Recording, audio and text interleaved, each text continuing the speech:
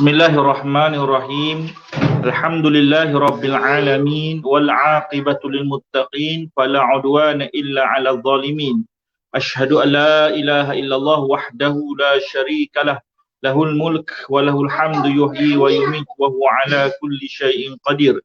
Fafahamnaha Sulaiman wa kullan ataina hukman wa 'ilma wa sakharna ma'a Daud al-jibala yusabbihna والطير وكنا فاعلين يا حي يا قيوم يا رب موسى وهارون ورب سيدنا محمد صلى الله عليه وسلم اللهم ارزقنا الفهم والعلم والحكمة والعقل والنور برحمتك يا أرحم الراحمين نستفتح الجلسة مثل ما نوى بأهلنا وأسلافنا وآباؤنا الصالحون الله يدخل نيتنا في نيتهم وعملنا في عملهم ومقاصدنا في مقاصدهم وتوجهاتنا في توجهاتهم على هذه النية وكل نية صالحة وعلى ما نوى به الصالحون وخصوصا على ما نوى به عمر محمد بن سالم بحفيظ كما وجهنا سيدنا محمد بن عبد الله بعلي العجوز في كل خير ولطف وعافية وإلى حضرة محمد صلى الله عليه وسلم الفاتحة أعوذ بالله من الشيطان الرجيم بسم الله الرحمن الرحيم Alhamdulillahi rabbil alamin arrahmanir rahim maliki yaumiddin iyyaka na'budu wa iyyaka nasta'in ihdinas siratal mustaqim siratal ladzina an'amta 'alaihim ghairil maghdubi 'alaihim waladdallin amin. Alhamdulillah, puji puja kita rafakkan ke hadirat Allah Subhanahu wa taala, selawat dan salam ke atas junjungan besar Nabi Muhammad sallallahu alaihi wasallam. Alhamdulillah, bersyukur kehadirat Allah Subhanahu wa taala dengan inayah dari ayah. Pada malam ini kita dapat bertemu kembali menyambung program Jejak Warisan Sejarah Cenoa. Alhamdulillah, tetamu pada malam ini yang dirahmati Al-Mukarram Al-Fadil Sayyid Dr. Engku Ibrahim bin Engku Zain Al-Idrus yang berasal daripada Negeri Terengganu, yang berketurunan leluhurnya kepada Tuanku Palu sendiri. InsyaAllah pihak kami daripada warisan sejarah Cenoa mengucapkan jazakumullah khairan jazah dengan ana menghubungi beliau dengan kesudian beliau untuk bersama kita kami mengucapkan ribuan terima kasih kepada beliau sanggup bersama kita bersama dengan untuk menghuraikan satu tajuk yang bagi saya sendiri sangatlah bermakna, sangatlah besar. Kerana apa? Kerana satu ketika dahulu Tuanku Palu apabila kebanyakan wabil khusus di Cenoa, murid-muridnya pergi ke Palu dan bertemu dengan Tuanku Palu, mereka di antara amalan yang wajib ataupun yang dimula atau bidayahnya Tuanku Palu suruh beliau membaca syahadat Tuanku dan beberapa amalan yang lain. Tapi kebanyakan yang saya lisan, yang saya dengar daripada lisan daripada nenek moyang, maknanya syahadat Tuanku adalah satu amalan yang penting bagi mereka satu ketika dahulu. Jadi Alhamdulillah, pada malam ini kita nak dengar sendiri daripada cicitnya Dr. Engku Ibrahim bin Engku Zain Al-Idrus bercerita ataupun memberi kupasan mengenai makna tauhid di dalam syahadat Tuanku Palu. Apakah yang terkandung dalam syahadat itu sendiri? Kalau kita kembali kepada sejarah Haji Mat Syam, iaitu anak murid kanannya yang datang daripada Lebak Temeloh Pahang, yang pergi ke Palu pada seketika dahulu, diceritakan berlisan dan sampai tempoh 10 tahun berulang-alik barulah Tuanku Palu isyarat kepada beliau, suruh beliau menyampai pada orang lain supaya diamalkan akan syahadat tadi. Jadi insya-Allah pada malam ini tetamu yang dirahmati Allah Subhanahu wa taala, mudah-mudahan Allah Subhanahu wa taala melimpahkan kasih sayang kepada kita dengan keadaan PKP dan keadaan pandemik sekarang ini, dengan barakah para habaib, dengan barakah secara auliaillah. Mudah-mudahan Allah Subhanahu wa taala mengangkatkan balak kita, Allah Subhanahu wa taala menjauhkan daripada penyakit, dan Allah Subhanahu wa taala menyembuh, memberi syifa kepada kita dan bagi mereka-mereka yang diuji oleh Allah Subhanahu wa taala dengan virus ini. Jadi saya sebagai moderator pada malam ini tidak memanjangkan masa untuk sedikit ta'aruf atau pengenalan bagi ahli panel pada malam ini, iaitu Dr. Engku Ibrahim bin Engku Zain Al-Idrus. Beliau fellow penyelidik Institut Produk dan Tamadun Melayu UNIZA dan pensyarah kanan di Pusat Pengajian Usuluddin di UNIZA. InsyaAllah pada malam ini, jadi pihak kami mengucapkan sekali lagi, terima kasih, jazakumullah khairan jazah di atas kesudian ahli panel kita untuk bersama kita pada malam. Jadi dengan ini Falyatafaddal mashkura. Kita persilakan pada ahli panel. Ya, bismillahirrahmanirrahim. Alhamdulillahirabbil alamin. Wassalatu wassalamu ala asyrafil anbiya wal mursalin wa ala alihi wa ashabihi ajma'in. Subhanaka la ilma lana illa ma 'allamtana innaka antas samiul alim wa tub 'alaina innaka antat tawwabur rahim. Rabbi shrah li sadri wa yassir li amri wa hlul 'uqdatam min lisani yafqahu qawli. Rabbi zidna ilma warzuqna fahma. نوينا التعلم والتعليم والتذكر والتذكير والنفع والانتفاع والإفادة والاستفادة والحث على التمسك بكتاب الله وسنة رسوله والدعاء إلى الهدى والدلالة على الخير ابتغاء وجه الله مرضاته وثوابه سبحانه وتعالى.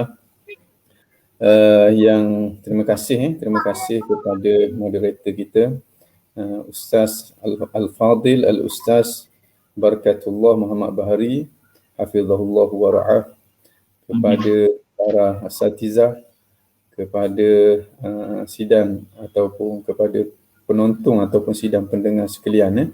Assalamualaikum warahmatullahi taala wabarakatuh. Pertamanya saya ingin panjatkan kesyukuran kepada Allah Subhanahu Wa Taala kerana pada malam yang mulia ini kita diberi kesempatan untuk bersama-sama, sekalipun hanyalah sekadar secara maya. Tapi mudah-mudahan apa yang kita lakukan ini ada keberkatan di sisi Allah Subhanahu Wa Taala, kerana apa yang kita buat ini adalah termasuk dalam kategori majlis ilmu, insya-Allah. Dan begitu juga saya ingin mengucapkan terima kasihlah terlebih dahulu kepada moderator kita dan juga kepada penganjur warisan sejarah Cenoh.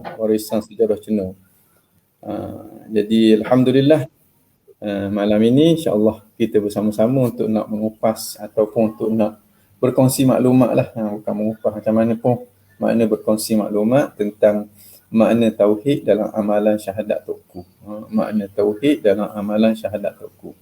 Jadi seperti mana yang disebut oleh Ustaz Barakatullah tadi, bahawa amalan syahadat Tuku ini adalah satu amalan yang penuh popular di negeri Pahang. Dan saya khususnya di daerah Cenoh lah, daerah Tembeling, Kuala Tahan dan sebagainya. Dan bukan sahaja di Pahang, bahkan dia juga pernah diamalkan oleh mereka yang tinggal di negeri Kelantan. Begitu juga di Fatani, makna penyebaran syahadat Tuku ni suatu ketika dahulu memang tersebar dalam masyarakat. Lebih-lebih lagi di negeri Terengganu, sehingga syahadat Tuku ini dilihat sebagai satu amalan biasa yang dilakukan oleh orang Terengganu suatu ketika dahulu. Ini kesan daripada peninggalan seorang tokoh yang terkenal di Terengganu, yang kita panggil, yang dikenali dengan panggilan Tuku Paluh. Okey, maknanya bila saya sebut tentang Tuku Paluh, kebiasaannya kalau pengkaji sejarah pasti dia akan tahu siapa itu Tuku Paluh. Kalau orang-orang yang minat kepada sejarah ataupun orang-orang yang mengambil cakna tentang sejarah, khususnya tentang kemerdekaan kita daripada penjajah, penentangan melawan penjajah, pasti nama Tuku Paluh antara tokoh yang ada dalam senarai yang mereka sebut ataupun mereka kenalilah. Dalam konteks negeri Terengganu, Tuku Paluh ini memang seorang yang mempunyai jasa yang besar, khususnya dalam pentadbiran negeri Terengganu dan dalam perkembangan orang kata keagamaan di negeri Terengganu. Dari segi agama dan juga dari segi pentadbiran. Dari segi agama, beliau adalah seorang tokoh murabbi ataupun tokoh ulama yang menjadi rujukan masyarakat, sama ada dalam perkara-perkara keagamaan dan juga dalam perkara-perkara kehidupan keduniaan. Manakala daripada pihak istana pula, Tuku Paluh pada zaman dia menjadi penasihat tertinggi kepada baginda Sultan, yang pada waktu itu Terengganu diperintah oleh Sultan Zainal Abidin yang ketiga, iaitulah Sultan Terengganu yang ke-11. Sultan Terengganu yang ke-11. Di Terengganu ini, maknanya kita tengok dari segi maklumat umum tentang negeri Terengganu. Dahulu ada 3 institusi yang penting. Di Terengganu, khususnya yang melibatkan pentadbiran, ada 3 institusi yang penting. Satunya dinamakan dengan Jabatan Menteri Besar. Jabatan Menteri Besar, dia diketuai oleh Menteri Besar. Dia bertindak sebagai penasihat baginda Sultan dalam perkara yang melibatkan pentadbiran negeri. Keduanya, institusi yang dinamakan dengan Jabatan Agama dan juga Kehakiman. Ia bertindak sebagai penasihat tertinggi kepada baginda Sultan dalam perkara-perkara yang melibatkan pentadbiran agama. Maknanya hukum hakam, kemudian mahkamah syariah dan sebagainya. Satu lagi, institusi yang tertinggi, institusi penasihat sultan yang paling tinggi yang dipanggil dengan nama Dewan Ulama Negeri Terengganu. Dewan Ulama Negeri Terengganu adalah berperanan sebagai penasihat tertinggi kepada baginda sultan dalam urusan pentadbiran negeri dan juga dalam urusan pentadbiran keagamaan. Dan Dewan Ulama ini diketuai oleh seorang yang digelar Syekhul Ulama. Dan pada zaman Sultan Zainal Abidin III, Syekhul Ulama ni adalah Tok Paloh. Dari situ kita dapat melihat peranan Tok Paloh dalam pentadbiran negeri Terengganu pada waktu itu amat ketara sekali. Selain daripada itu, Tok Paloh ini terkenal sebagai seorang tokoh yang menonjol dari segi ilmu-ilmu keagamaan sehingga dia menjadi guru kepada sebilangan ulama-ulama di negeri Terengganu pada waktu itu. Bahkan Sultan Zainal Abidin sendiri pun menjadi salah seorang daripada murid dia. Dia bukan sahaja menjadi guru kepada masyarakat, bahkan juga menjadi guru kepada para ulama, dan dalam waktu yang sama dia memegang jawatan keagamaan yang paling tinggi. Maknanya institusi yang paling tinggi yang dinamakan dengan Dewan Ulama dengan gelaran Syekhul Ulama. Syekhul Ulama. Jadi banyaklah jasa-jasa yang dilakukan oleh Tok Paloh dalam konteks negeri Terengganu. Kemudian antara sebab kenapa Tok Paloh itu namanya lebih masyhur jika dibandingkan dengan tokoh-tokoh lain di negeri Terengganu pada waktu itu, walaupun tidak dinafikan tokoh-tokoh lain juga ada tempat masing-masing. Ada tempat masing-masing. Cuma Tok Paloh lebih menonjol khususnya kepada kita yang ada sekarang ini. Antara sebabnya kerana sumbangan dia dalam penentangan penjajah, dalam menentang penjajahan Inggeris pada zamannya itu. Jadi itu bukan hanya melibatkan negeri Terengganu, bahkan juga melibatkan juga negeri Pahang dan negeri Kelantan. Sebagai contohnya, beberapa orang tokoh-tokoh pejuang menentang penjajahan Inggeris daripada Kelantan juga menjadi sebahagian daripada murid-murid ke Tok Paloh. Dan Tok Paloh antara seorang tokoh yang menyuntik semangat perjuangan menentang penjajahan di Pahang.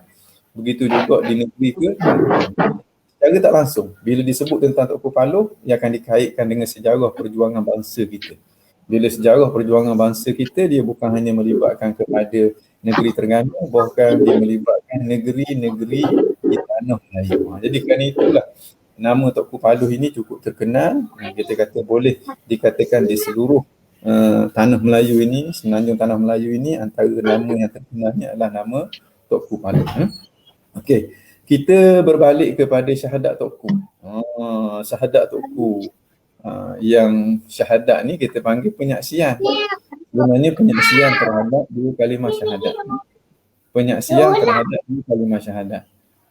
Tok di Terengganu, bila sebut Tok, dia merujuk kepada gelaran kepada tokoh. Seorang tokoh di Terengganu. Maknanya bila disebut Tok di negeri Terengganu satu ketika dahulu lah, dan masih lagi diguna pakai sampai sekarang lah. Ini kita panggil sebagai istilah tempatan. Di Terengganu bila diguna lafaz Tok, kita akan faham bahawa individu tersebut adalah seorang tokoh yang menjadi rujukan dalam masyarakat yang datang daripada keluarga ahli baitin Nabi sallallahu alaihi wasallam. Seandainya tokoh itu bukan daripada keluarga ahli baitin Nabi, dia hanya dipanggil dengan panggilan Tok sahaja. Kalau di Terengganu kita ada tokoh Allah Yarham Tok Syekh Duyung. Ini tokoh besar di negeri Terengganu. Tok Syekh Qadir Bukit Bayas. Ini juga tokoh yang besar. Tok Pulau Manis. Ini juga satu tokoh yang besar. Makna apabila tokoh-tokoh ini terdiri daripada kalangan ahli baitin Nabi, maka dia digelar sebagai Tokku. Dan itu dalam negeri Terengganu timbulnya Tokku Paloh, Tokku Tuan Besar, Tokku Melaka, Tokku Makam Lama, Tokku Said Zain, Tokku Tuan Dalam dan sebagainya. Ini memberi isyarat bahawa tokoh-tokoh ini adalah di kalangan ahli baitin Nabi sallallahu alaihi wasallam. Kalau disusuri dari segi silsilah nasab Tokoh Paloh, dia berada dalam generasi yang ke-35. Dia berada dalam generasi yang ke-35 selepas daripada baginda Nabi sallallahu alaihi wasallam, kalau dikira Sayyidatina Fatimah Az-Zahra sebagai generasi yang pertama. Dan kalau kita melihat kepada silsilah Tokoh Paloh, Tokoh Paloh anak kepada Tokku Tuan Besar. Tokku Tuan Besar namanya Said Muhammad. Anak kepada Zainal Abidin, dan Zainal Abidin inilah moyang ataupun datuk pertama Tokku Paloh yang datang daripada Hadramaut, daripada Tarim, kota Tarim di Hadramaut Yaman, berhijrah ke negeri Terengganu. Kahwin dengan orang Terengganu, kemudian melahirkan seorang anak, ayahanda kepada Tokku Paloh. Tokku Paloh dia beranak di Terengganu, ayah dia pun beranak di Terengganu, cuma dia datang daripada kota Tarim, Hadramaut, Yaman. Ini berlaku pada orang panggil awal kurun ke-18 Hijrah. Awal kurun ke-18 Masihi. Maknanya awal kurun 18 dalam 17 dan 17 1700 begitu. Maknanya lebih kurang kehadiran Toki dia tu, kalau kita nak kira sekarang ni, sekarang dah 2000 lebih dah, lebih kurang dalam 300 tahun lebih lah, dekat-dekat 400 tahun. Tapi Tokku Paloh dia meninggal pada tahun 1336 Hijrah. Sekarang 1442. Maknanya lebih kurang dalam 100 tahun lebih lah, lebih kurang dalam 100 tahun lebih lah. Pemergian Tokku Paloh, pemergian Tokku Paloh. Okey. Berbalik kepada syahadat Tokku Paloh. Kadang-kadang bila orang tak tahu, maka dia melihat ini satu amalan yang mungkin kebatinan ke ataupun mungkin sesuatu yang ganjil-ganjil bila dinamakan dengan syahadat Tokku Paloh. Seakan-akan Tokku Paloh pun ada syahadatnya. Kita tahu hanyalah bila sebut syahadat tu 2 kalimah syahadat saja. Bila sebut syahadat Tokku Paloh, sehingga saya ada satu kisah, saya kadang-kadang dia melihat setengah pihak ni, dia melihat bila sebut syahadat Tokku Paloh ni, dia nampak macam satu amalan yang terlalu eksklusif yang mana bukan semua orang dapat, bukan semua orang boleh untuk mendapatkannya. Dan kalau nak mendapatkannya pula mesti dalam keadaan yang terlalu eksklusif lah. Sehingga ada seorang itu, saya tengok dia memberi ulasan tentang syahadat Tokku Paloh ni dalam internet ni. Kemudian dia bagi tahu begini. Saya pun jawab dia punya komen dia, okey, macam mana kita nak dapat syahadat Tokku Paloh ini? Dia kata syahadat Tokku Paloh ini terlalu payah untuk kita nak dapat. Sebab dia kata dulu tok guru dia yang dapat syahadat itu, dia berjumpa dengan anak Tokku Paloh sendiri, dalam keadaan anak Tokku Paloh itu berada dalam kelambu yang berwarna kuning. Maknanya nak pergi ambil itu mesti kena duduk dalam kelambu yang warna kuning dan sebagainya. Jadi dia telah menggambarkan suatu benda yang sebenarnya tidak berpijak di bumi yang nyata. Ini antara sebab bila disebut amalan-amalan yang sebegini, sehingga setengah pihak dia akan teruja dan setengah pihak dia akan melihat ini suatu benda yang mungkin pelik. Dalam konteks kita beragama mungkin sesuatu yang sesat, sesuatu yang merujuk kepada kebatinan dan sebagainya. Sebenarnya tidak begitu. Syahadat Tokku Paloh bermaksud penjelasan tentang 2 kalimah syahadat. Penjelasan tentang 2 kalimah syahadat. Di Terengganu, orang Terengganu tak ramai yang tahu bahasa Arab. Tak ramai yang tahu bahasa Arab. Jadi bagaimana cara untuk nak menerapkan makna 2 kalimah syahadat itu? Ataupun untuk menerapkan makna 2 kalimah syahadat itu supaya betul-betul mantap dalam jiwa orang Melayu. Macam mana? Caranya kita bagi satu amalan kepada mereka yang mereka ulang tiap-tiap hari yang menjelaskan tentang makna dua kalimah syahadat. Makna bila dibaca syahadat Tok Kui ni, kita akan melihat, kita akan dapat memahami apakah makna dua kalimah syahadat yang kita persaksikan, yang kita jadikan dia sebagai orang kata jalan hidup kita ketika mana kita hidup di dunia ini. Okey, kalau boleh saya kongsikan, syahadat Tok Kui tu bunyinya macam ni. Asyhadu an la ilaha illallah wa asyhadu anna Muhammadar Rasulullah. Artinya asyhadu an la ilaha illallah, artinya aku ketahui dan aku dapat dengan hatiku dan aku nyatakan bagi yang lain daripadaku akan bahawa sesungguhnya tiada Tuhan yang disembah dengan sebenar-benarnya melainkan Allah jua yang kaya ia daripada tiap-tiap yang lain daripadanya dan berkehendak oleh tiap-tiap yang lain itu kepadanya. Lagi yang bersifat ia dengan tiap-tiap sifat kesempurnaan dan maha suci ia daripada segala kekurangan dan daripada barang yang terlintas ia di dalam segala hati, daripada barang yang tiada patut ia baginya. Lagi tiada beristeri dan tiada anak dan tiada yang memperanakkan baginya dan tiada menyamai ia pada zatnya dan sifatnya dan af'alnya akan seseorang, maka dialah Tuhan yang menjadi akan segala makhluk, yang aluinya dan yang suflinya, lagi ketunggalan ia pada mengadakan dan meniadakan dengan kekerasan takluk, kudrat dan iradatnya, maka terserahlah segala kainat ini semuanya pada bawah perintahannya dan tiadalah jenis iktiraf bagi seseorang jua pun akan kehendaknya. Wa asyhadu anna Muhammadar Rasulullah. Artinya, aku ketahui dan aku i'tiqad dengan hatiku dan aku nyatakan bagi yang lain daripadaku akan bahawa sesungguhnya penghulu kita, Nabi Muhammad anak Abdullah itu hamba Allah dan pesuruhnya kepada sekalian makhluk. Lagi sangat benar ia pada tiap-tiap barang yang ia khabarkan dengan dia daripada Tuhannya, maka wajiblah atas tiap-tiap makhluk itu membenar akan dia dan mengikut akan dia, dan haram atas mereka itu mendusta akan dia atau menyalahi akan dia.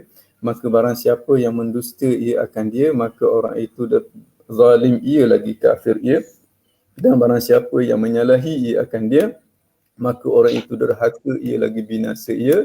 Mudah-mudahan memberi taufik akan kita oleh Allah bagi sempurna mengikut akan dia dan menjadi ia akan kita akan sempurna berpegang dengan jalannya, dan menjadi ia akan kita akan setengah daripada orang yang menghidup ia akan segala hukum syariatnya dan memati ia akan kita atas agamanya dan menghimpun ia akan kita serta perhimpunannya. Demikian lagi segala yang memperanak akan kita dan ahli kita dan saudara kita dan yang kasih ia akan kita daripada segala sahabat kita daripada kalangan orang yang muslimin. Amin ya rabbal alamin. Jadi pendek saja yang ditulis dalam dua helaian saja. Helaian penjelasan tentang asyhadu an la ilaha illallah dan helaian tentang penjelasan makna wa asyhadu anna Muhammadar Rasulullah. Jadi syahadat ini adalah dia mengumpul makna yang terkandung di dalam penyaksian tidak ada Tuhan melainkan Allah dan penyaksian bahawa Nabi Muhammad itu adalah Rasulullah. Tujuannya supaya kita orang Melayu dapat memahami makna syahadat itu dengan baik dan supaya makna syahadat itu betul-betul menetap dalam hati kita melalui cara kita mengamalkan dia.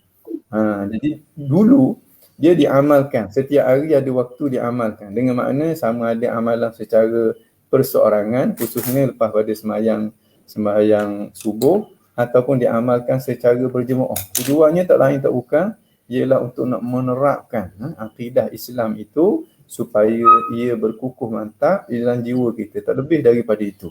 Dan itu antara usaha yang dilakukan oleh Tok Kupaloh disebar seluas-luasnya di tengah masyarakat Terengganu sehingga masyarakat Terengganu terkenal pada suatu ketika dahulu sebagai masyarakat yang kuat berpegang kepada agama.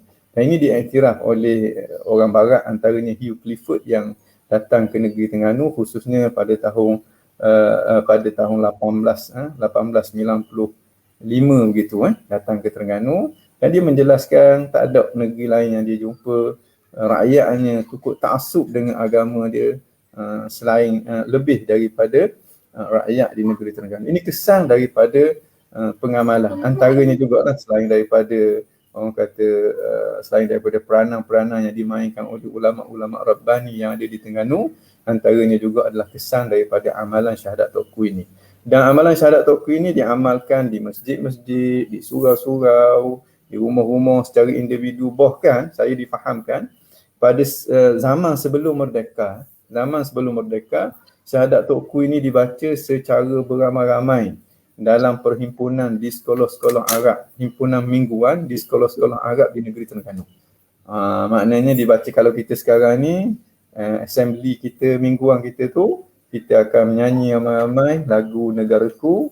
Satu ketika dahulu di Terengganu, ramai-ramai dia akan menyanyi-nyanyikan syahadat Toku. Jadi dia baca secara berlagu. Jadi syahadat Toku Paluh.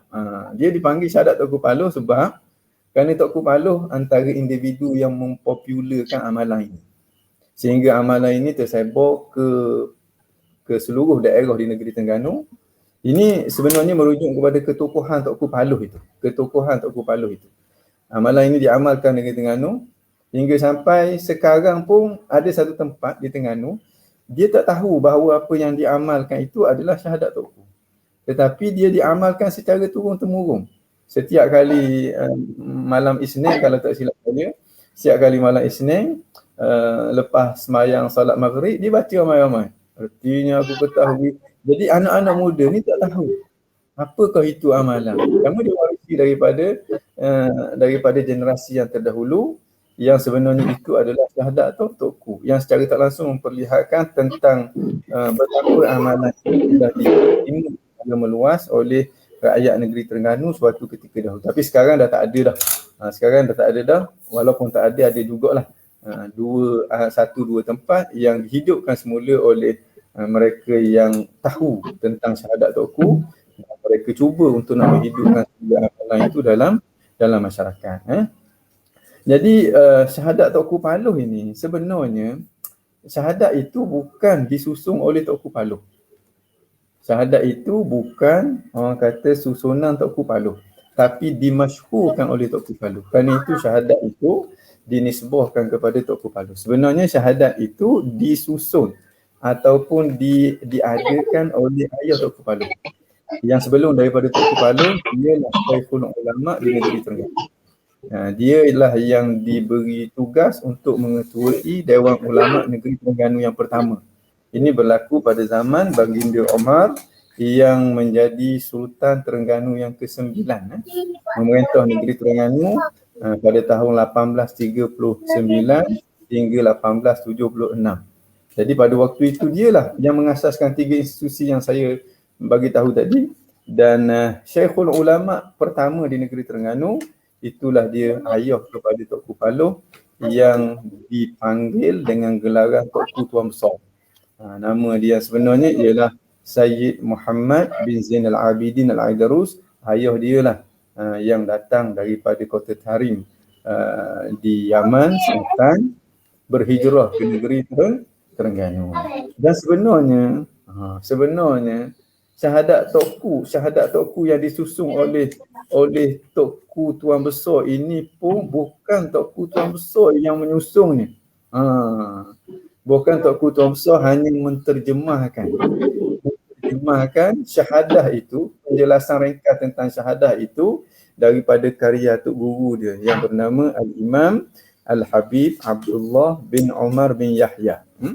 Penjelasan ringkas tentang makna 2 kalimah syahadat ini telah disusun oleh guru kepada Tok Tuan Besar yang bernama Al-Habib Abdullah bin Umar bin Yahya. Dalam kitab dia yang berjudul Safinatus Salah. Safinatus Salah ni adalah kitab yang menjelaskan tentang hukum hakam yang berkait dengan solat, berkait dengan sembahyang. Daripada A sampai ke Z. Satu kitab yang disusun khusus kepada perbincangan tentang solat sahaja. Dan di awal kitab itu dijelaskan secara ringkas tentang makna 2 kalimah syahadat. Dan kitab itu telah disyarahkan oleh beberapa orang ulama. Antaranya anak murid dia juga, Syekh An-Nawawi Al-Jawi Al-Bantani.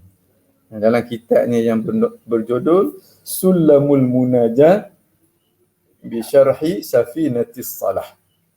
Sulamul Munajat bi Syarhi Safinatis Salah. Kitab ni boleh kita cari ikut Google, ikut internet, ada dalam format PDF. Jadi sebenarnya Al-Habib Habib Abdullah bin Umar bin Yahya ini antara guru yang paling mempengaruhi pemikiran Tengku Tuan Besar. Sehingga Tengku Tuan Besar menganggap Al-Habib Abdullah bin Umar bin Yahya ini sebagai sandaran dia. Jadi kalau kita tengok dari segi silsilah perguruan kerohanian Tengku Paloh, dia akan melalui ayahanda dia Tengku Tuan Besar dan melalui Al-Habib Abdullah bin Umar bin Yahya daripada tok guru dia sehinggalah kepada Imam Abdullah bin Alawi Al-Haddad, kemudian lalu ikut Imam Abdullah bin Abi Bakar Al-Aidarus, kemudian sampai kepada Al-Faqih Al-Muqaddam Muhammad bin Ali yang dianggap sebagai pengasas kepada tariqah Sadah Ali Ba'alawi. Yang bersusu galuh ataupun yang menerima tarbiyah secara langsung daripada ayah daripada Toki daripada Tok Nyang daripada Tok Nyuk, sehinggalah kepada Ahmad bin Isa Al-Muhajir yang berhijrah daripada Basrah ke negeri Yaman. Zuriat Ahmad bin Isa Al-Muhajir lah berkembangnya orang kata keluarga ataupun kumpulan para habaib.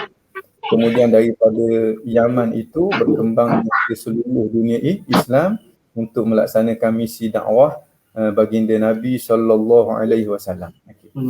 Ahmad Al-Muhajir ilallah ini anak kepada Isa Ar-Rumi, dapat tarbiyah daripada ayah dia Muhammad An-Naqib, dapat tarbiyah daripada ayah dia Ali Uraidi, dapat tarbiyah daripada ayah dia Muhammad Ja'far As-Sadiq, dapat tarbiyah daripada ayah dia Muhammad Al-Baqir, dapat tarbiyah daripada ayah dia Ali Zainal Abidin, dapat tarbiyah daripada ayah dia Imam Al-Husain, dapat tarbiyah daripada mak dia Sayyidatina Fatimah dengan ayah dia Sayyidina Ali, yang kedua-duanya itu dididik secara langsung oleh baginda Nabi sallallahu alaihi wa ala alihi wa baraka wasallam. Okey. Jadi syahadat Tengku ni dia menjelaskan tentang makna, tentang isi kandungan dua kalimah syahadat itu secara ringkas. Jadi kalau kita tengok perbincangan tentang akidah Islam yang banyak-banyak tu, semuanya merujuk kepada dua kalimah syahadat. Asyhadu an la ilaha illallah wa asyhadu anna Muhammadar Rasulullah. Kalau kita tengok kitab dalam ilmu akidah, ya Allah, banyak sangat-sangat. Di alam Melayu pun dah ada puluhan kitab yang menjelaskan tentang akidah. Kalau di dunia Islam, di negara Arab, Allah, ribuan kitab yang tak mungkin untuk kita nak pikul. Kalau kita pikul sendiri kitab-kitab itu mungkin patuh tulang belakang kita, memenuhi perpustakaan di seluruh dunia Islam. Semuanya terkandung ataupun penjelasan kepada makna asyhadu an la ilaha illallah wa asyhadu anna Muhammadar Rasulullah. Dan Tengku Tuan Besar dia terjemahkan ke dalam bahasa Melayu untuk manfaat orang Melayu. Sebab orang Melayu mungkin bahasa Arab tu bahasa yang asing, khususnya orang zaman dulu nak belajar bahasa Arab pun bukan suatu benda yang mudah. Jadi dia cuba terjemahkan dalam bahasa Melayu dan dijadikan benda tu sebagai wirid dengan harapan supaya datangnya warid. Sebab kalau kita nak hadirnya warid dalam hati kita, pasti kita kena ada wirid. Imam Abdul Rahman As-Saggaf ada berkata malla wirdalahu falaysa lahu warid. Seseorang yang tidak ada wirid maka tidak ada warid. Dalam konteks kita orang Melayu, mungkin kalau kita wirid yang dalam bahasa Arab setengahnya tak faham. Bila tak faham, mungkin dari segi kesan kerohanian dia ataupun kesan yang meninggal dalam hati dia tu tak berapa, kesan yang terpahat dalam hati dia tu tak berapa ketara. Jadi bagaimana cara untuk nak meninggalkan kesan yang mendalam dalam hati orang Melayu yang mungkin tak faham bahasa Arab? Yang faham bahasa Arab, alhamdulillah, fa biha wa ni'mat. Yang tak faham bahasa Arab, dengan cara diterjemahkan makna dua kalimah syahadat dan dianjurkan supaya menjadi amalan harian. Cuba bayangkan, kalau tiap-tiap hari kita lepas pada sembahyang subuh kita sebut Asyhadu an la ilaha illallah. Artinya aku ketahui dan aku i'tiqad dengan hatiku akan sesungguhnya tiada Tuhan yang disembah dengan sebenar-benarnya melainkan Allah. Bila kita kata gitu, kita nak lawan Allah Subhanahu Wa Taala. Kita nak langgar perintah Allah Subhanahu Wa Taala. Kita tak nak buat apa yang diperintahkan oleh Allah Subhanahu Wa Taala. Jauh sikit. Kalau benda makna itu dah mula meresap dalam jiwa kita. Kita dah sebut, aku ketahui dan aku i'tiqad dengan hatiku dan aku nyatakan bagi yang lain daripada aku akan bahawa sungguhnya tiada Tuhan. Makna dengan makna Tuhan, kalau makna Tuhan dekat dalam hati kita bahawa tidak ada Tuhan melainkan Allah, automatik hati kita akan tunduk kepada Tuhan yang namanya Allah Subhanahu Wa Taala. Hati kita bila dia tunduk, dia tak akan bangkit lagi. Dengan makna seseorang yang memahami tentang Tuhan dan memahami makna kalimah syahadat tu dengan betul, selepas dia faham, dia ulang. Ini antara khasiat zikir. Kenapa zikir tu kita kena ulang. Itu sebenarnya adalah proses pemantapan, penerapan makna-makna zikir itu dalam hati kita. Yang disembah dengan sebenar-benarnya melainkan Allah tu. Allah saja Tuhan yang disembah. Makna sebarang penyembahan kepada selain daripada Allah itu penyembahan yang batil, tidak memberi manfaat dan mudarat apa-apa kepada kita. Maknanya itu sama ada penyembahan yang berupa orang kata secara langsung disembah itu memang kafir terus, ataupun penyembahan dengan makna kita melebihkan dia daripada Allah Subhanahu Wa Taala, sampai bila berlaku pertembungan kita dahulukan dia daripada Allah Subhanahu Wa Taala. Ini bukan orang yang betul-betul mengenali Allah. Jadi makna-makna ini kita nak terapkan dalam hati. Inisiatif daripada ayah Tok Kepala, dia terjemahkan ke dalam bahasa Melayu untuk menjadi amalan masyarakat. Yang selebih daripada itu adalah penambah nilaian tentang maklumat-maklumat yang berkenaan dengan akidah. Jadi dalam syahadat tauhid itu, pertamanya diceritakan tentang makna asyhadu. Yang kita sebut asyhadu alla ilaha illallah. Apa makna asyhadu? Asyhadu maknanya disebut oleh Tok Kepala, aku ketahui. Makna kita tahu. Kita tahu dengan makna kita nampak perkara tersebut dengan hati kita, dengan akal kita. Seumpama kita nampak anak bulan yang berada di langit sana. Bila kita nampak, itu makna kita tahu. Bukan semata-mata kita ikut orang. Ada orang dia yakin tentang adanya Tuhan, dia tak nampak adanya Tuhan, tetapi dia gantung keyakinan dia kepada orang-orang yang dia percaya. Ini bukan dengan makna asyhadu. Kerana itu masih lagi khilaf di kalangan para ulama tentang iman orang yang bertaklid, orang yang hanya menggantung keyakinan dia kepada individu-individu tertentu, bukan dia sendiri yang nampak apa yang dia pegang itu. Pertamanya aku ketahui, yang keduanya aku i'tiqad. Kalau tahu sahaja tapi kita tidak i'tiqadkan, kita tak simpul dalam hati kita, kita tak terima perkara tadi, itu tidak masuk dalam kategori asyhadu.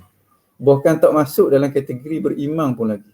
Dan ini berlaku sebenarnya, kadang-kadang kita tahu itu adalah suatu benda yang benar, tapi kita tak nak terima benda tu. Seperti mana golongan Yahudi suatu ketika dahulu, golongan musyrikin suatu ketika dahulu, dia tahu bahawa Nabi Muhammad itu adalah Nabi, tetapi dia tak terima. Dia tahu, makna hati dia dapat menyaksikan benarnya Muhammad itu adalah Nabi, tapi dia tak terima. Dengan makna dia tahu tetapi dia tak i'tiqadkan. Maka dia tidak menyaksikan. Kita tengok dalam sejarah Islam kita, dalam sejarah baginda Nabi SAW, bapa kepada Sayyidatina Safiyah bintu Huyai. Huyai itu sendiri ketua Bani Nadir, ketua orang Yahudi di Madinah pada waktu itu. Masa Nabi SAW datang ke Madinah, berhijrah ke Madinah, dia ini seorang daripada ahli kitab, pendeta, yang memang dia menunggu-nunggu kehadiran Nabi akhir zaman. Dia dan juga saudara dia. Yang kedua-dua ni, Huyai dan saudara dia tu amat menyayangi anak dia yang bernama Safiyah, kerana pada pengamatan dia, Safiyah padanya ada ciri-ciri isteri kepada Nabi akhir zaman, seperti mana yang disebut dalam kitab-kitab mereka. Jadi penghormatan dia, layanan dia kepada Sayyidina Safiyah itu amat luar biasa. Sebab apa? Sebab pengamatan dia bahawa Safiyah ini nanti akan menjadi Nabi di akhir zaman. Apabila sampai berita kepada dia Nabi akhir zaman telah muncul di Mekah di kalangan orang Arab, maka dia tak percaya. Dan kerana apa? Kerana dia tidak mengharapkan Nabi akhir zaman itu datang daripada orang Arab. Dia nak kalau boleh Nabi akhir zaman tu di kalangan Bani Israel. Apabila Nabi berhijrah ke Madinah, hari pertama Nabi berhijrah, bila dia tahu Nabi nak hadir, maka dia pergi. Dia pergi juga. Bila orang kata Nabi hadir dah, dia pergi. Bukan dia pergi, yang pergi ni adalah saudara dia. Pergi melihat Nabi, melihat Muhammad yang mengaku menjadi Nabi ni. Dia tengok bagaimana cara Muhammad bercakap, bagaimana sahabat-sahabat yang berada di sisi Muhammad. Sebenarnya akhir sekali dia buat balik cerita kepada saudara dia, bapa kepada Sayyidatina Safiyah radhiyallahu ta'ala anha. Jadi bapa dia tanya, macam mana orang Arab yang mendakwa dia tu sebagai Nabi, betul ke dia tu Nabi? Waktu tu saudara dia kata, innama huwa. Memang dia sungguh tidak yang jadi Nabi. Nampak tak? Dia tahu, dia yakin bahawa Muhammad itu adalah Nabi. Kemudian dia tanya, okey, pandang sikap kita macam mana? Mereka jawab, sikap kita kita tak akan terima dia sebab dia bukan daripada kalangan kita. Dengan makna dia tahu, tetapi dia tidak i'tiqadkan. Dia tidak terima. Jadi bila kita sebut asyhadu, aku naik saksi tidak ada Tuhan melainkan Allah, syarat yang pertamanya kita kena tahu. Yang keduanya kita kena i'tiqadkan. Yang ketiganya, dan aku nyatakan bagi yang lain daripadaku, nyata kepada yang lain, dengan makna kita mengucap dengan lidah. Sebab kalau kita tak mengucap dengan lidah kita, orang tak tahu bahawa kita menyaksikan perkara tersebut. Jadi 3 perkara. Dengan makna asyhadu. Jadi setiap kali kita sebut asyhadu alla ilaha illallah, cuba bayang kalau tiap-tiap hari kita ingatkan kepada 3 makna ni. Dengan makna aku i'tiqad, aku yakin, aku i'tiqad, dan aku sebut dengan lidah aku, apa dia? Tidak ada Tuhan melainkan Allah. Tidak ada Tuhan melainkan Allah. Jadi tidak ada Tuhan melainkan Allah, dijelaskan pula apa dia makna tu Tuhan.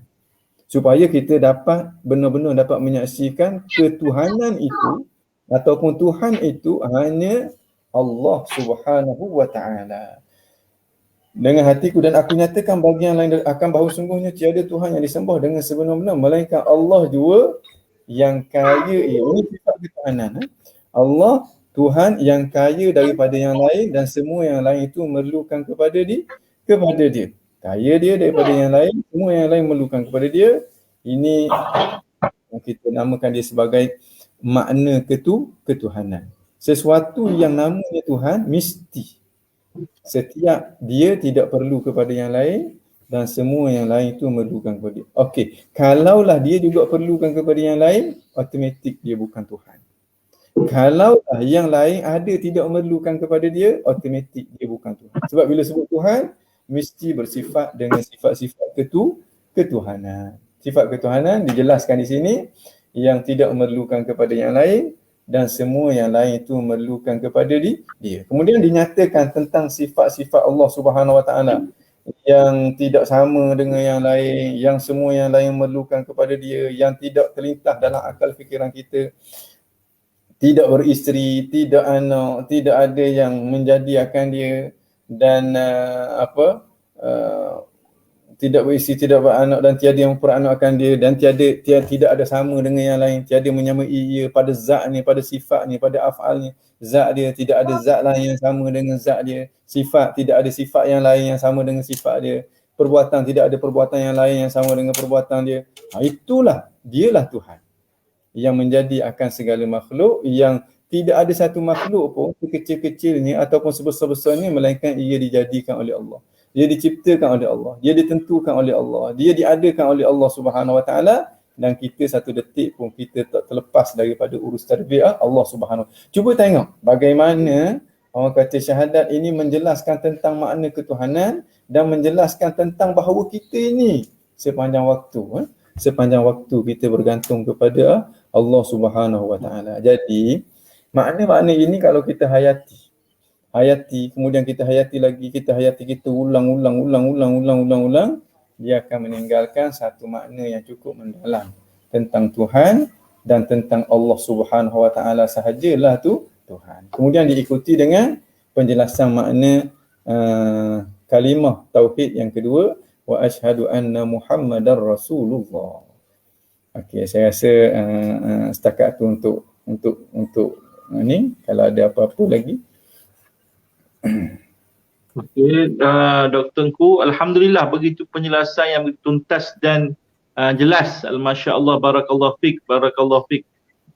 Maknanya selama ni kita tahu syahadat Tongku dan kita tahu di sebalik tabir kisah syahadat Tongku tu menyingkap sejarahnya daripada mana dan siapa yang menyusunkan. Alhamdulillah. Okey, sebelum kita tengok kalau ada soalan-soalan ataupun apa yang ditanya, boleh hamba bertanya soalan yang luar daripada topik perbincangan. Hamba ingin melihat foto gambar yang berbahagia Allah yang Tuanku Palu. Apakah ada fotonya dalam simpanan warisnya? Mohon maaf jika pertanyaan hamba tidak baik, tidak hormat kepada waris keluarganya. Alhamdulillah. Mungkin Dr. Engku boleh melihat soalan tu. Macam mana soalan tu? Okey, terima kasih kepada yang bertanya, Muhammad Syafizal. Hafizakallah. Mudah-mudahan Allah Subhanahu Wa Taala pelihara antum. Jadi ni satu soalan yang baik juga tentang gambar. Allah yarham Tuanku Palu. Untuk makluman semua bahawa Tuanku Palu tidak mempunyai apa-apa gambar. Pertamanya zaman itu untuk nak bergambar tu memang payah. Yang keduanya Tuanku Palu seperti mana yang dimaklumkan, dia tak berapa suka dengan bergambar. Kerana ada setengah ulama kita suatu ketika dahulu atas dasar warak dia tidak orang kata tidak ambil gambar. Sebab sebenarnya hukum mengambil gambar ni ada khilaf di kalangan para ulama. Sekalipun pandangan yang kuatnya mengambil gambar hukumnya tidak mengapa. Tapi di sana ada juga mereka yang berpandangan ambil gambar itu adalah sesuatu yang tidak dituntut. Jadi kerana itu Tuanku Palu, kalau ikut apa bendanya maklumat yang saya dapat daripada pengkajian saya, daripada pengetahuan yang kita warisi dalam keluarga, Tuanku Palu tidak mempunyai apa-apa gambar. Sampai sekarang memang tak ada lah. Memang kita tak jumpa gambar Tuanku Palu. Mana-mana yang gambar yang dikaitkan dengan Tuanku Palu, setakat ni kalau kita tengok gambar-gambar yang berlego dalam internet tu, kita boleh katakan itu adalah gambar palsu, bukan gambar yang betul. Ada kalau dalam internet kalau kita tengok ada gambar Tuanku Palu, seorang yang tua yang putih, itu sebenarnya gambar Datuk Bahaman. Gambar Datuk Bahaman, bukan gambar Tuanku Palu sama sekali. Jadi memang tak boleh nak bagilah. Kalau ada baik sangat-sangat kita boleh kongsikan. Tapi tak ada. Sampai sekarang ni memang tak ada. Begitu juga gambar ayahandanya Tuanku Tuan Besar pun tak ada juga. Gambar ayahandanya Tuanku Tuan Besar pun tak ada juga. Okey, Dr. Engku, dalam kita menunggu soalan-soalan daripada audiens kita, ingin Fakir sini berkaitan dengan Allahumma salli ala Muhammad. Adakah amalan syahadat Tongku ni perlu dibai'ah seperti mana amalan yang lain? Contohnya ada di luar sana ingin mengambil ijazah, kan sekarang ni amalan-amalan perlu ijazah, hanya diwairakan ada ijazah situ, ada ijazah sini. Maka syahadat Tongku adakah boleh diambil secara begitu, ataupun adakah perlu diijazah daripada keturunannya ataupun daripada orang yang telah beramal dengan syahadat? Okey. Terima kasih kepada Ustaz Barakatullah atas soalan tu. Jadi sebenarnya konsep mengambil ijazah terhadap suatu amalan ini adalah supaya amalan itu ada pertalian dengan orang kata pengasas dia, yang semestinya ada pertalian dengan tok guru dia, yang semestinya ada pertalian dengan tok guru dia sehinggalah kepada baginda Nabi sallallahu alaihi wasallam. Itu asasnya. Asas kepada apa-apa amalan yang sepatutnya kita ambil daripada seseorang yang bagi ijazah atau bagi izin kita amal, supaya kita termasuk dalam silsilah kerohanian itu sampai kepada baginda Nabi sallallahu alaihi wasallam. Okey, andai kata kalau kita tidak ada mendapat izin daripada siapa-siapa, boleh tak kita nak mengamalkan? Maka jawapan dia tidak ada masalah, sebab dia adalah suatu benda yang baik. Tapi mungkin dari segi kesan kerohanian tu kurang, sebab kita tidak ada sambungan yang secara bersambung secara kerohaniannya kepada baginda Nabi sallallahu alaihi wasallam. Contoh, kalau kita jumpa dalam buku sebagai contohnya, amalan subhanallah, alhamdulillah, wala ilaha illallah, Allahu akbar. Maknanya amalan itu adalah amalan yang baik, bukan amalan yang buruk. zikir, amalan yang baik, bukan amalan yang buruk. Kalau kita terus amal, tidak ada masalah. Tidak ada masalah. Tetapi mungkin kesan kerohanian dia tu tidak sama dengan kita mengambil ijazah daripada orang. Maknanya bila kita ambil ijazah, ambil izin, di situ akan ada pertalian dari segi kerohanian. Dan itulah yang dicari oleh ahli-ahli tasawuf. Supaya amalan yang dilakukan itu dari segi keberkatannya lebih. Sebab dia bukan semata-mata beramal, tapi dia juga berhubung. Dia berhubung, ada perhubungan dengan mereka-mereka yang saleh, yang bersambung menyambung hingga kepada baginda Nabi sallallahu alaihi wa ala alihi wa sahbihi. Contohnya dalam syahadat tauqu. Syahadat tauqu, kalau kita mengambil amalan itu daripada seseorang yang mengambil, amalan itu daripada seseorang yang mengambil, akhir sekali dia akan sampai kepada tauqu tuan besar. Tauqu tuan besar, dia ambil daripada tok guru dia, Habib Abdullah bin Umar bin Yahya. Habib Abdullah bin Umar bin Yahya, sekalipun dia yang menyusung syahadat itu, tapi susunan dia tu tak lari daripada natijah amalan dia. Makna natijah kefahaman dia dan amalan dia yang dididik oleh tok guru dia. Jadi secara tak langsung ada hubungan kita dengan tok guru dia. Dan tok guru dia pula itu semestinya ditarbiyah oleh tok guru sebelum daripada dia. Ada penyambungan kerohanian di situ. Kemudian ada penyambungan lagi dengan tok gurunya sampai kepada baginda Nabi sallallahu alaihi wasallam. Jadi secara tak langsung orang kata saluran, orang kata keberkatan dari segi pengalaman kerohanian tu dia akan bersambung daripada kita hinggalah kepada baginda Nabi sallallahu alaihi wasallam. Jadi kalau ditanya mesti ke kita kena ambil ijazah, jawapan dia bukan mesti, tapi itulah yang terbaik. Itu yang terbaik. Tidak mesti kerana tidak diwajibkan dalam syarak, tapi itu yang terbaik. Bermakna ijazah itu perlu bertemu secara bersemuka, tidak molek jika dijazahkan secara online mandangkan PKP sekarang. Dia sebenarnya kita dapat ijazah daripada dia sama ada secara bersemuka ataupun secara online pun tidak ada masalah. Walaupun yang terbaiknya secara bersemuka lah, sebab di situ selain daripada ada hubungan kerohanian, ada juga hubungan kemanusiaan. Kita boleh kenal dia boleh kenal kita, kita boleh tengok dia boleh tengok kita boleh bersalang dengan dia boleh bersalang dengan kita. Jadi situ ada hubungan silaturahim pula antara kita dengan dia, dan dia ada hubungan silaturahim dengan yang sebelum daripada dia sehinggalah kepada baginda Nabi SAW. Kerana itu dalam di sana ada satu ayat hadis yang Nabi kata, siapa yang bersalam dengan orang yang pernah bersalam, siapa yang melihat aku dan melihat orang yang pernah melihat aku dan melihat orang yang pernah melihat aku, maka dia akan jadi ahli syurga Allah Subhanahu Wa Taala. Sebab apa? Sebab ada keberkatan dari segi penyambungan kerohanian itu. Ini perlu kita kena sambung. Tapi kalau tak ada masalah lah. Saya sebut kepada pelajar-pelajar saya, daripada ladok baik kuda, daripada tak ada baik ada, daripada tak beramal teguh, lebih baiklah kita beramal. Kalau kita ada ruang untuk kita ambil ijazah, kita ambil ijazah, khususnya daripada mereka yang layak lah. Dan kita pastikan kalau kita nak ambil ijazah, jangan ambil daripada orang yang malu. Bukan malu dalam bahasa Melayu, malu dalam bahasa Arab. Orang yang tidak istiqamah di atas syariat Allah. Sebab amalan kita ni dia akan jadi darah daging kita. Khuziddin anil ladzina istaqamu. Ibnu Sirin radhiyallahu taala anhu dia kata khuziddin, ambillah agama ini. Antaranya ilmu, kefahaman, antaranya amalan. Ambillah agama ini anil ladzina istaqamu, daripada orang yang istiqamah. Dengan makna orang yang istiqamah di atas syariat Allah Subhanahu Wa Taala. Wala ta'khuziddin, jangan kamu ambil agama ini anil ladzina malu, daripada orang yang tidak istiqamah. Lebih-lebih lagi orang yang ada mainan dengan jin dan sebagainya, nanti jin dia tu akan turun kepada kita, menyebabkan kita rasa itu pengalaman kerohanian. Sebenarnya itu hanyalah orang kata gangguan daripada jin dan juga syaitan dalam keadaan kita tak sedar. Satu pengalaman saya sendiri untuk saya kongsikan. Ada seorang anak murid saya, dia jumpa dengan saya, jumpa dalam majlis tahlil.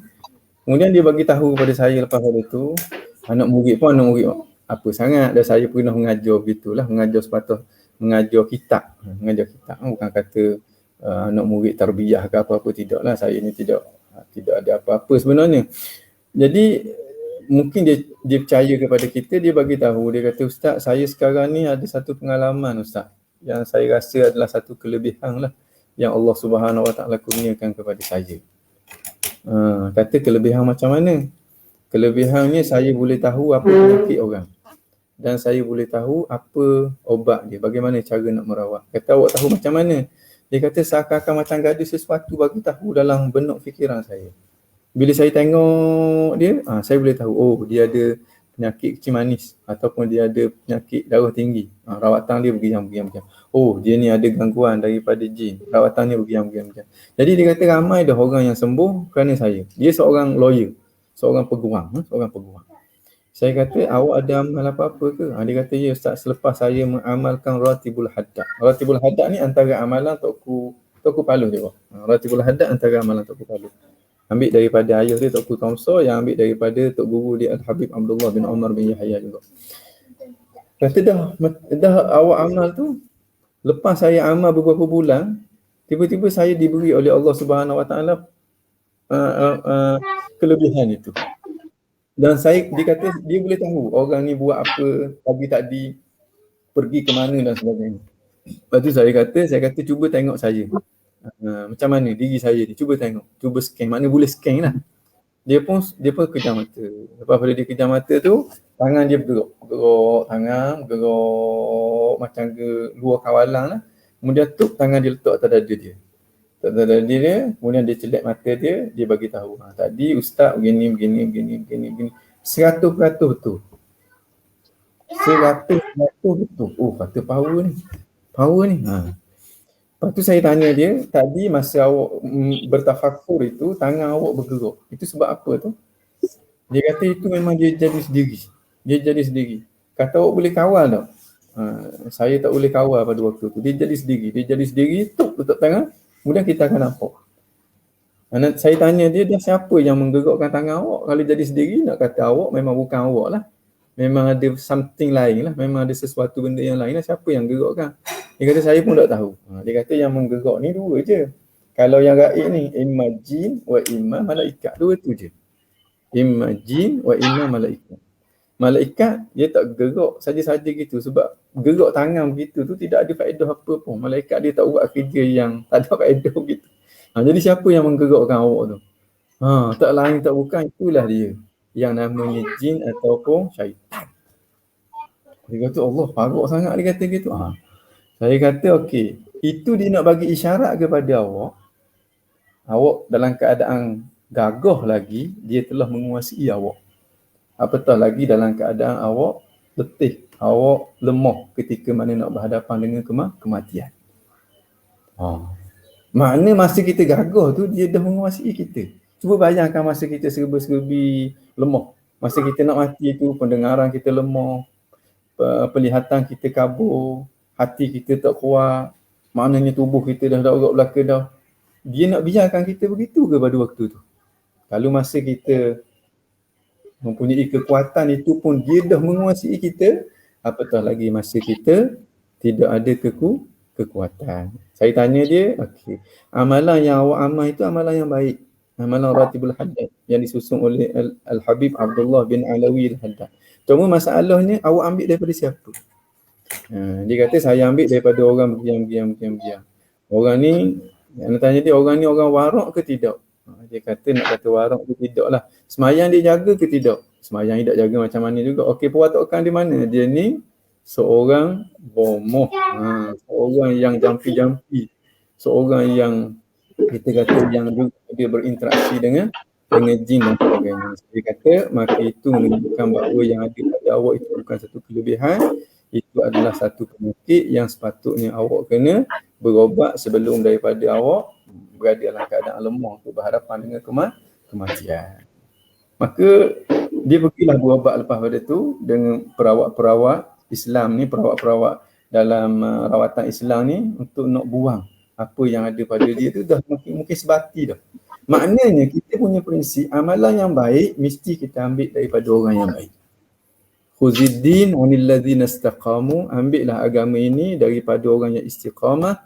wala ta'khudziddin 'anil ladzina malu, jangan ambil agama daripada orang yang tidak istiqamah, ahli maksiat dan sebagainya, supaya amalan yang baik itu betul-betul menjadi baik. Kalau amalan yang baik tapi tempat kita ambil itu tak baik, amalan tu tak jadi baik sama sekali, itu yang mudah pengalaman luar biasa berlaku. Sebenarnya luar biasa berlaku itu dapat sokongan daripada jin ataupun iblis alaihi laknatullah. Jadi pastikan kita ambil daripada orang yang istiqamah, supaya dengan harapan supaya ada penyambungan dari segi hubungan kerohanian kita dengan baginda Rasulullah sallallahu alaihi wa ala alihi wa sahbihi wa baraka wasallam. Di situ akan ada kesan kerohanian. Okey. Penghijrahan, soalan Syukran Muhammad Idris.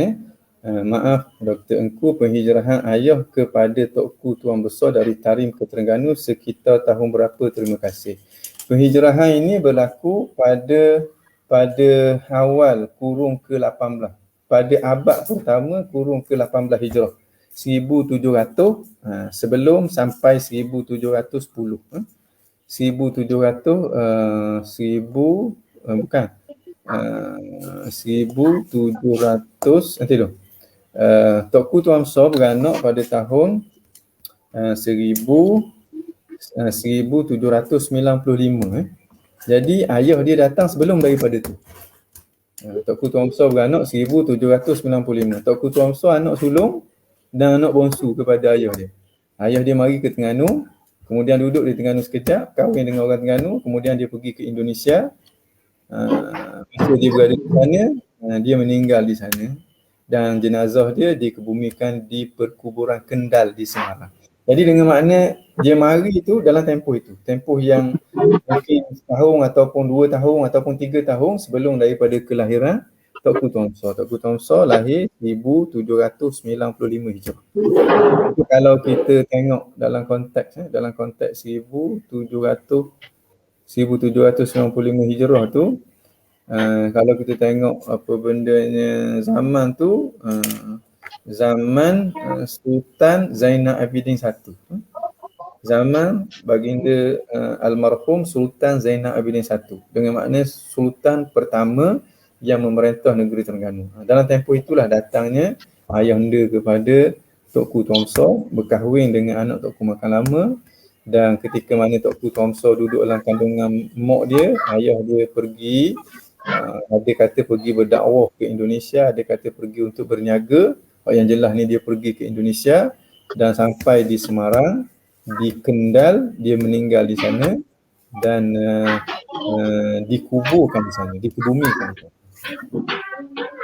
Jadi zaman pemerintahan Sultan Terengganu yang pertama. Makna zaman sezaman lah dengan Datuk Pulau Manis. Sezaman dengan Datuk Pulau Manis. Alhamdulillah Datuk Engku. Ni ada last sekali lah soalan ni, memohon untuk ijazah kepada Engku Ibrahim Doktor sebagai contoh forum ini. Jalan terbaik adalah bertemu. Mungkin dia minta ijazah lah daripada sahabat kita ni. Okey. Ijazah untuk nak mengamalkan syahadat Tokku tu boleh ambil dengan ustaz kita, Ustaz Barakatullah juga dah menerima izin untuk mengamalkan syahadat Tokku tu. Ambil dengan Ustaz Barakatullah. Kalau daripada saya, tak apalah kita cari online lah. Jadi saya ijazah lah kepada semua yang menyertai program kita pada malam ni untuk mengamalkan syahadat Tokku. Siapa yang qabilna ataupun qabiltu.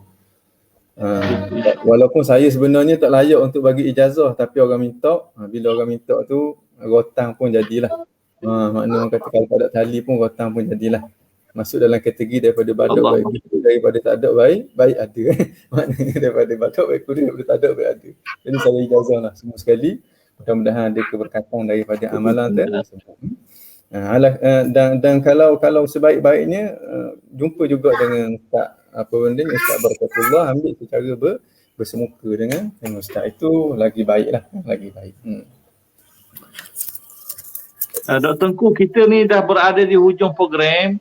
InsyaAllah dalam program yang akan datang kita akan jemputlah 2 slot yang kedua bersama Dr. Engku, insya-Allah boleh ya. Boleh, Kita insya-Allah. cerita berkaitan dengan kaitan dengan sejarah-sejarah ulama di Terengganu, dan juga yalah kita bina satu slot lagi, insya-Allah kita bincangkan. Jadi di akhir ini pihak kami mengucapkan jazakumullah khairan jazaa, mudah-mudahan Allah Ta'ala memberikan banyak umur rezeki dalam usia keberkatan. Allah SWT menjaga kita semua. Jadi harapan kami untuk minta doa akhir dengan doa daripada Dr. Engku. Ikhtitam pada majlis pada malam ini, mudah-mudahan warisan jejak sejarah Cenor ini diberkati oleh Allah SWT. Boleh kami meneruskan program yang akan datang untuk keagamaan dan sebagainya. Jadi kami mohon pada Dr. Engku untuk mengakhirkan jilsah ini dengan doa. Falyatafadhal. Allah barakallahu fikum, barakallahu fikum.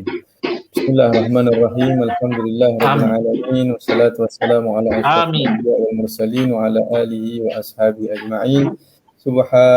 Subhanakallahumma wa bihamdik nashhadu an la ilaha illa anta, subhanakallahumma wa bihamdik nashhadu an la ilaha illa anta, subhanakallahumma wa bihamdik nashhadu an la ilaha illa anta. Allahumma salli ala sayyidina Muhammad wa ala alihi wa sahbihi ajma'in. Allahumma salli wa sallim ala sayyidina Muhammad tibbil qulubi wa dawaiha wa afiyatil abdani wa shifaiha wa nuril absari wa jilaiha wa qutil arwahi wa ghidaiha wa ala alihi wa sahbihi wa baraka wa sallam. Ya arhamar rahimin arhamna, ya arhamar rahimin arhamna, ya arhamar rahimin arhamna. Allahumma inna nas'aluka salamatan fid din wa afiyatan fil jasad wa ziyadatan fil ilmi wa barakatan fil rizqi wa taubatan qabla al maut wa rahmatan 'inda al maut wa maghfiratan ba'da al maut. Allahumma hawwin 'alaina fi sakaratil maut wan najata minan nar wal 'afiyata 'inda al hisab bi rahmatika ya arhamar rahimin. Allahumma ja'al jam'ana hadha jam'an marhuma wa tafarruqana min ba'dihi tafarruqan ma'suma wa la taj'al bainana wa la fina shaqiyyan wa la mahruma. Allahumma la tada' lana fi maqamina hadha dhanban illa ghafartah wa la hamman illa farajtah wa la maridan illa shafaitah wa la waba'an illa dafa'taha 'anna ولا وباء إلا دفعتها عنا ولا وباء إلا دفعتها عنا ولا حاجة من حوائج الدنيا والآخرة هي لك رضا ولنا فيها صلاح إلا قضيتها ويسرتها يا رب العالمين.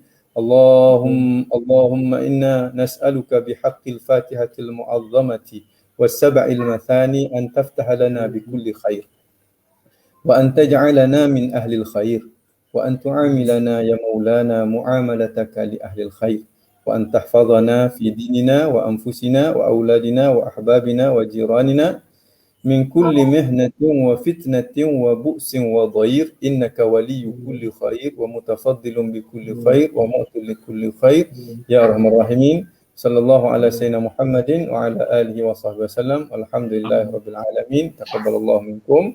Jadi untuk akhirnya saya juga ingin mengucaplah kepada pihak penganjur kerana jemput saya untuk sama-sama berkongsi pada malam ini. Saya mengharapkan supaya perkongsian kita pada malam ini ada keberkatannya, ada manfaatnya. Amin. Dan semoga Allah SWT memandang kita dengan pandangan rahmat dan belah ihsan.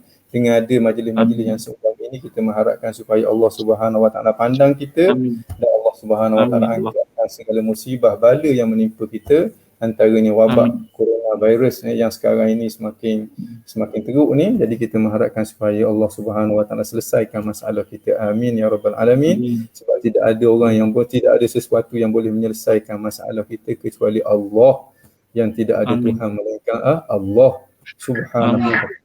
Aku qauli hadza wa astaghfirullah al-azim li wa lakum. Dan kita tutup perjumpaan kita pada malam ini dengan Al-Fatihah. Auzubillahi minasyaitonirrajim. Bismillahirrahmanirrahim.